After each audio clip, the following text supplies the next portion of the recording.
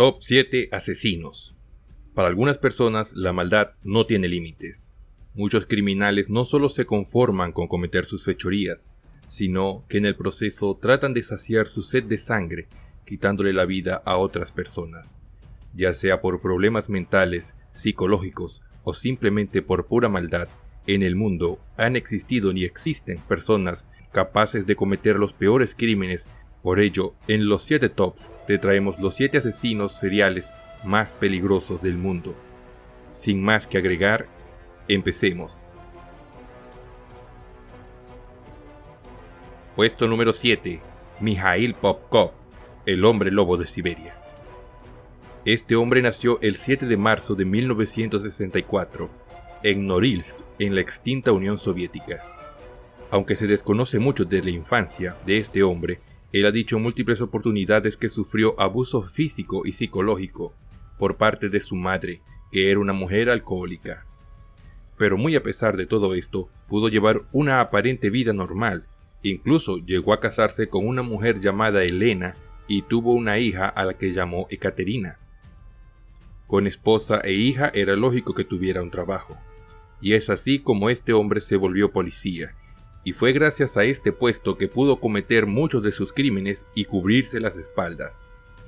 Popkov solía matar prostitutas y mujeres en estado de ebriedad, a las que normalmente recogía a la salida de bares en la noche, cuando éstas normalmente solían pedir aventón. Él ha dicho que mataba solo a aquellas mujeres a las que él consideraba inmorales. Él les ofrecía ir por una copa. Si la mujer se negaba, él las dejaba donde éstas querían ir, y nada malo les ocurría. Pero si por el contrario éstas aceptaban, él veía en este acto una muestra de que estas mujeres eran impuras y libertinas, pues él era un desconocido y veía esto como una indecencia.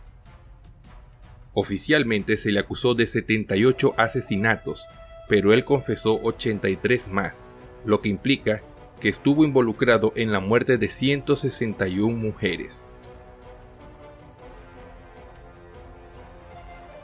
Puesto número 6. Javed Iqbal, el monstruo de Lahore. Iqbal nació en el año 1956 en Lahore, Pakistán. Solo se sabe el año de su nacimiento. Era hijo de un reconocido empresario pakistaní y gracias a esto pudo tener un negocio aún siendo muy joven. Iqbal no era casado ni tenía hijos, algo que lo ayudó para que pudiera cometer sus crímenes con impunidad, sin temer por los reproches o ser descubierto. Sus víctimas eran jovencitos varones entre los 10 y 16 años de edad. Abusaba de estos, los estrangulaba con una cadena, hacía pedazos sus cuerpos y los disolvía en ácido.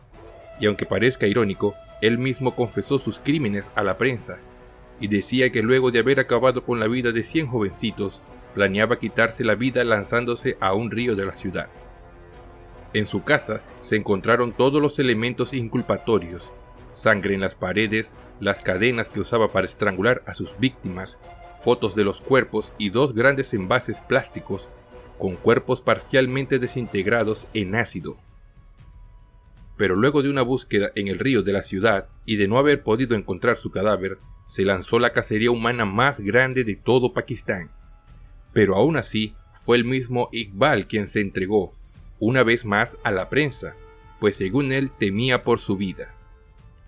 Según sus propias palabras, el motivo para cometer sus crímenes fue que en la década de los 90 alguien lo acusó de haber abusado de un menor, y esto lo expuso al escarnio público. Fue maltratado por la policía y todo esto le causó mucho dolor a su madre, quien murió de un infarto. Al final, la acusación no prosperó, pues se trataba de una confusión. Pero en vista de todo el maltrato sufrido y de la muerte de su madre a causa del dolor que ésta sentía a causa de esa acusación, él dijo: «Ahora voy a vengarme causándole dolor a 100 madres que sufran como sufrió la mía». Fue condenado a justicia retributiva, es decir, iba a ser ahorcado, cortado y disuelto en ácido ante los ojos de los padres de los niños asesinados. Pero esta sentencia no llegó a cumplirse, pues Iqbal se suicidó ahorcándose en su celda. Puesto número 5. Daniel Camargo, el sádico del charquito. En el quinto puesto tenemos a uno de los asesinos que tuvo en vilo no solo a un país, sino a dos, por sus terribles crímenes. Daniel Camargo fue un hombre colombiano que nació el 22 de enero de 1930, en Anolaima, Colombia. Su infancia, al igual que la de muchos otros asesinos, se vio marcada por maltratos y abusos. En el caso de Camargo, su madrastra lo obligaba a ir vestido de niña al colegio, y era golpeado cuando se negaba. Todo esto motivado a que esta mujer tenía problemas de infertilidad y no podía concebir, siendo su deseo tener una niña. A pesar de esta humillación, Camargo fue buen estudiante hasta que tuvo que abandonar los estudios para poder ayudar económicamente a su familia. Luego de unos años, este creció, se apartó de su abusiva familia y se casó con una mujer llamada Alcira Castillo. Hasta aquí, la vida de este hombre parecía la de cualquier persona que se supera de una juventud complicada. Pero en 1967, todo cambió. Camargo descubrió a su esposa siéndole infiel con otro hombre. Esto lo marcó, pues en su mente se afianzó la idea de que su mala suerte estaba ligada a las mujeres y que éstas eran el causante de todos los males del mundo. Esto lo motivó a asesinar a jovencitas, de preferencia vírgenes, a las que drogaba y luego les quitaba la vida. Pero en 1968 fue detenido por la policía colombiana y sentenciado a solo 5 años de cárcel. Al salir de prisión continuó con su ola de asesinatos. Ya para esta segunda ocasión fue detenido nuevamente y se le impuso una pena de 25 años de cárcel en la isla prisión de Gorgona, en Colombia. Pero de esta sentencia solo cumplió 10, pues se las ingenió para escapar. Fue arrastrado por las aguas del mar hasta llegar a Ecuador, y en un país donde nadie lo conocía y sin antecedentes penales, empezó a asesinar nuevamente. Su llegada a Ecuador fue en el año de 1978 y estuvo matando hasta el año 1986, cuando la policía lo detuvo. Irónicamente, ni siquiera lo estaban buscando, pues era un procedimiento de rutina. Fue sentenciado a 16 años de cárcel a pesar de haber confesado 76 asesinatos. Este asesino fue ultimado en la cárcel del Batán, en Ecuador. La ironía o el destino quiso que fuese un familiar de una de sus víctimas el que acabase con su vida de múltiples heridas por arma blanca. Puesto número 4. John Wayne Gacy, el payaso asesino. La historia de Gacy tiene de todo: sangre, política y una historia que ha sido inspiración para obras de terror cinematográfico. John Gacy nació en Chicago, Estados Unidos, en 1942, y en su niñez fue maltratado por su padre, que era un hombre alcohólico, y era testigo del maltrato que éste le propinaba a su madre, algo que lo marcaría en su adultez. Y como si esto ya no fuese suficiente, Gacy fue abusado sexualmente por un amigo de la familia. Al crecer, Gacy se casó en un par de veces y tuvo una hija. Fue acusado de abuso sexual a un menor en 1968.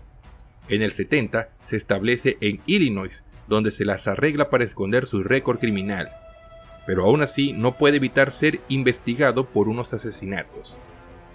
Se muda nuevamente en 1971 y establece un negocio de construcción y se vuelve un miembro muy activo y respetado de la comunidad. Participa en actividades del Partido Demócrata y actividades sociales benéficas, donde se disfraza de su personaje, el payaso Pogo. Su imagen era tan buena a nivel social que incluso recibió una insignia por parte del Servicio Secreto estadounidense para acceder a información clasificada.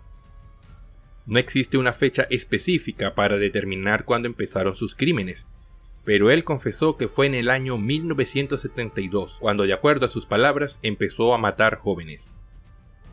Sus víctimas eran varones, solía tener relaciones sexuales con ellos y luego los mataba. Muchas de sus víctimas eran enterradas en el sótano de una de sus casas. Su esposa para la época, Carol Hoff, sospechaba que algo andaba mal y por ello se separa de Gacy. Oficialmente, Gacy acabó con la vida de 33 jóvenes varones, de los que abusó sexualmente en casi su totalidad. Posteriormente les quitó la vida de diversas formas, desde estrangulamiento, pasando por golpes con objetos contundentes y apuñalamientos. El 22 de diciembre de 1978, este asesino se entrega, cansado de ser investigado y vigilado por los cuerpos policiales, ya que este se había vuelto errático en sus asesinatos y muchas pistas conducían a él. Fue enjuiciado y sentenciado a la pena de muerte por inyección letal. Esta pena se llevó a cabo en 1994. Sus últimas palabras fueron: "Bésenme el trasero, jamás sabrán dónde están los otros". Puesto número 3.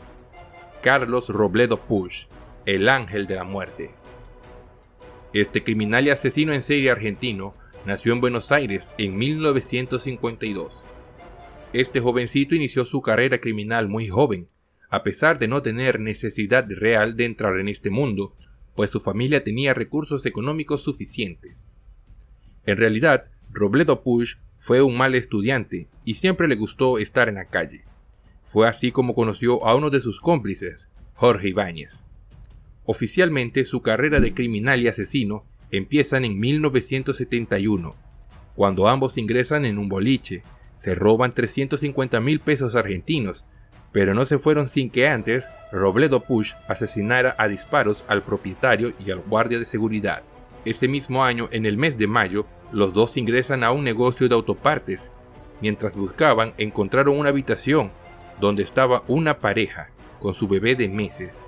Robledo Puch asesina al hombre de un disparo, hiere a la mujer y esta es abusada sexualmente por Ibáñez. Antes de irse, Robledo Puch le dispara al bebé, pero este sobrevive, pues el disparo aterriza a centímetros de él. Ya para finales de mayo asesinan a un guardia de seguridad en un supermercado, luego de no encontrar dinero que robarse. Ya para el mes de junio, Robledo acaba con la vida de dos jovencitas de las que Ibáñez había abusado sexualmente. En agosto, su compañero de crímenes, Ibáñez, muere en extrañas circunstancias en un choque de autos. La policía cree que Robledo Puch chocó el auto de forma intencional por el costado de Ibáñez para que éste muriese. Luego de una pausa hasta el año 71, Robledo Puch volvió a sus andanzas con un nuevo cómplice, de nombre Héctor Somoza. Con este ejecutó varios crímenes, donde acabó con la vida de 3 guardias de seguridad, todos acribillados a tiros. Pero en el último atraco, Robledo no solo mata al guardia, sino que mata a su cómplice, luego de que éste lo apuntase. No se sabe si a forma de juego o en serio. Al final no importó, pues Robledo Puch le dispara en la cara y luego lo desfigura con un soplete. También le quema las huellas digitales para que fuese más difícil reconocerlo. Fue detenido el 4 de febrero de 1972, luego de que hallaran un documento suyo en los pantalones de su cómplice. Lo condenaron a 30 años de cárcel. En teoría, debería estar libre, pero ningún juez se atreve a dejarlo en libertad. Puesto número 2. El asesino del ajedrez. Este asesino responde al nombre de Alexander Pichushkin y nació en el Oblast de Moscú en 1974, en lo que era la extinta Unión Soviética. Se sabe muy poco sobre su infancia, aunque se conoce que a diferencia de muchos otros asesinos, este no fue víctima de ningún tipo de abusos, por lo que ha sido estudiado por muchos psiquiatras.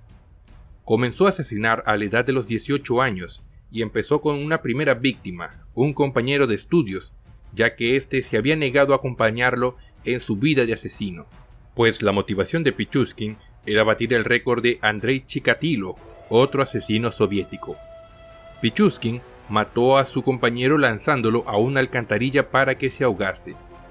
Posteriormente empezó a asesinar a vagabundos, compañeros de trabajo y de estudios, a los que normalmente invitaba a tomar una copa y luego los masacraba con golpes de un martillo. Las autoridades tardaron un tiempo en determinar que todos estos asesinatos eran cometidos por una misma persona, pero su carrera de asesino en serie se vio truncada luego de que una de sus últimas víctimas, una mujer, dejó en su casa un papel donde indicaba que iba a salir con él. Gracias a esto y a labores de inteligencia, pudieron dar con él. En la casa de Pichushkin encontraron un tablero de ajedrez donde tenía 61 casillas marcadas con monedas. indicando que cada casilla era una de sus víctimas asesinadas. Al final, las autoridades solo pudieron comprobar la muerte de 49, pero él mismo admitió que eran 61 muertes. Fue enjuiciado y sentenciado a cadena perpetua. Su juicio fue muy polémico, pues los familiares amenazaron con atacarlo en el estrado, y gracias a esto fue colocado bajo una cúpula de vidrio de seguridad, pues se temía un ataque con arma. Puesto número 1. Ted Bundy. Y para cerrar este top, tenemos el que es quizás el asesino más conocido, polémico y mediático de toda la historia estadounidense, Ted Bundy. Este criminal puede que no tenga una cantidad grande de víctimas, pero se gana su lugar debido a todo el impacto social y cultural que este marcó. Este asesino en serie nació en Cowell, Estados Unidos, en 1946. Y aunque cometió crímenes horrendos, no era para nada tonto. Estudió psicología, graduándose de esta, y estudió derecho, siendo considerado una gran promesa por sus profesores en esta carrera.